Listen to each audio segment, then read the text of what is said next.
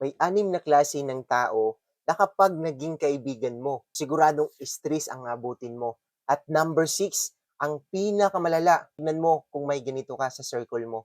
Number 1, the constant complainer. Lahat na lang may reklamo. Pagkatapos niyong mag-usap, drain ka na.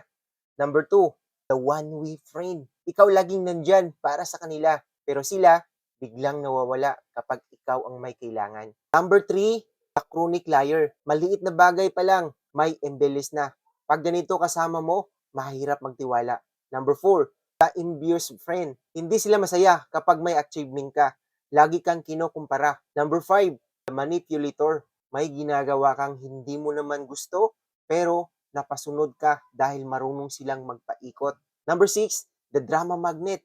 Lahat ng issue, sila ang center. Kung hindi ka involved, gagawan ka nila ng paraan para maipit ka. May ganyan sa buhay mo, maybe it's time to rethink your circle.